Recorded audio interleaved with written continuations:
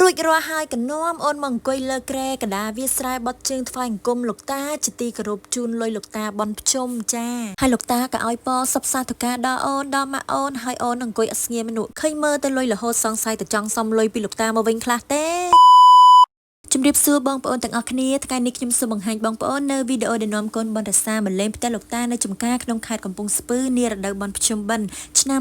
2024ហើយនេះគឺជាវីដេអូភាគទី2បន្តពីភាគទី1ដែលខ្ញុំបានផុសរួចរាល់ហើយកាលពីសប្តាហ៍មុនចាហើយក៏ជាថ្ងៃទី2ដែរដែលអូនបនរសាមកលេងចំការលោកតាចាគេងបានមកយប់ឯណាហើយឥឡូវភ្ញាក់តាំងពីព្រលឹមមកជិះអាទេសដើរលេងតែម្ដងបើពេលនៅផ្ទះវិញស្មាននឹងអូនមិនទាន់ងើបទេចាមិនទាន់ក្រោកទេនៅគេងជំតិតទូតឡើយទេចាហើយដល់ពេលមកដល់ចំការលោកតាវិញគេងើបតាំងពីព្រលឹមជិះអាទេសដើរលេងឡើងមកជុំឥឡូវមកអង្គុយមើលមាន់មើលទាអូសប្បាយគេណាស់ចាគេចូលចិត្តមើលមាន់មើលទាណាចាដោយសារមាន់ទានឹងវាសម្បូរសកម្មភាពឲ្យអូនមើលច្រើនចាដើរទៅដើរមកប្រសិទ្ធប្រសាយអូលពឹសដោយអូនអញ្ចឹងហើយឥឡូវដឹងនិយាយស្អីខ្លះទេចេកចាជាមួយមាន់ទាហ្នឹងដល់ម៉ោងបាយហើយចាមុននឹងហូបបាយហ្នឹងក៏បញ្ចុកបបរគ្រប់គ្រឿងអូនដែរចាអូនអត់ទាន់ចេះញ៉ាំបាយទេតែតែអាយុ9ខែកន្លះហ្នឹងតើតែមកខួបទៅពងៀនអូនឲ្យញ៉ាំបាយទុនជ្រាយខ្លះអញ្ចឹងទៅណារួចរាល់ហើយកនោមអូនមកអង្គុយលើក្រែកដាវាស្រែបត់ជើងថ្វាយអង្គមលោកតាជាទីគោរពជូនលុយលោកតាបនភ្ជុំចាហើយលោកតាក៏ឲ្យពរសពសាធុការដល់អូនដល់ម៉ាក់អូនហើយអូនអង្គុយអត់ស្ងៀមមនុឃើញមើលទៅលុយរហូតសង្ស័យទៅចង់សុំលុយពីលោកតាមកវិញខ្លះទេហើយឥឡូវមកអង្គុយលើផ្លូវលោកតាកាន់ពៅធ្វើតំណងធ្វើដោយខ្លួនឯងនឹងចេះញ៉ាំអញ្ចឹងតបាយមិនទាន់ចេះញ៉ាំផងហ្នឹងឥឡូវដូចចង់កាន់ពៅហែកញ៉ាំគេដែរនេះមុននឹងគេឃើញប៉ាប៉ាគេកាន់ពៅញ៉ាំអញ្ចឹងគេចង់កាន់ញ៉ាំដូចគ្នាដែរក្មេងនៅក្នុងវ័យ9ខែជាង10ខែជាង1ខួបជាងអីហ្នឹងបងប្អូន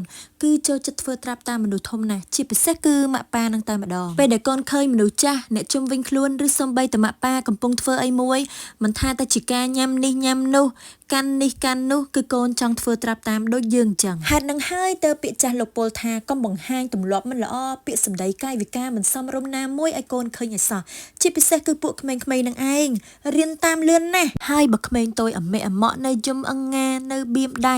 នៅបើដូចកូនបនរសានចេះផងណាកាន់តែរៀនតាមលឿនទ្វេដងព្រោះគ្នានៅមិនទាន់ដឹងថាអ្វីល្អអ្វីអាក្រក់តែអ្វីដែលកូនឃើញពីម៉ាក់ប៉ាគឺជាអ្វីដែលកូនយកមកប្រើភ្លាមតែម្ដងទៅបែបហ្នឹងហើយការបង្ហាញចេញមករបស់ម៉ាក់ប៉ាគឺសំខាន់ខ្លាំងណាស់បើយើងច្រឡំបង្ហាញអ្វីមិនល្អឲ្យកូនឃើញ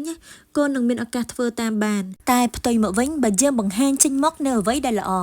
កូននឹងជ្រួតជ្រាបតែរឿងល្អនឹងទៅដូចគ្នាព្រោះដូច្នេះហើយពីមួយថ្ងៃទៅមួយថ្ងៃរបស់យើងជាមួយកូនណាមិនមែនគ្រាន់តែជាការចិញ្ចឹមមើលថែឡើយតែវាគឺជាការបង្រៀនដែលមិនចាំបាច់បង្រៀននឹងហើយដែលគេហៅថាក្មេងគឺជាកញ្ចក់ឆ្លាស់របស់ឪពុកម្ដាយ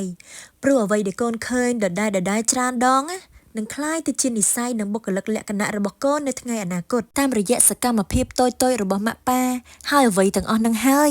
ដែលបង្ហាត់បង្រៀនឲ្យកូនយើងលូតលាស់ធំធាត់មកជាក្មេងដែលកក់ក្ដៅសុភាពនិងមានចិត្តគំនិតល្អហើយការពិតទៅបងប្អូនអ្វីទាំងអស់ហ្នឹងវាបន្តគ្នាពីមួយជំនាន់ទៅមួយជំនាន់ហើយឪពុកម្ដាយរៀនសូត្រពីតាយាយហើយដល់ពេលយើងខ្លាយជាម៉ាក់ប៉ាគេយើងមានកូនយើងក៏ធ្វើតាមក៏បន្តអ្វីដែលល្អទាំងអស់នឹងដល់កូនយើងតាមរយៈរចនាប័ទ្មជីវិតប្រចាំថ្ងៃដូចគ្នាដែរសង្ឃឹមថាវីដេអូនេះមានប្រយោជន៍ដល់បងប្អូនបើសិនជាបងប្អូនចូលចិត្តសូមជួយចែករំលែកនិងចុច follow ឬ subscribe អូនបនរិសាដើម្បីទទួលបានវីដេអូថ្មីបន្តទៀតសូមអរគុណជួបគ្នានៅវីដេអូក្រោយទៀត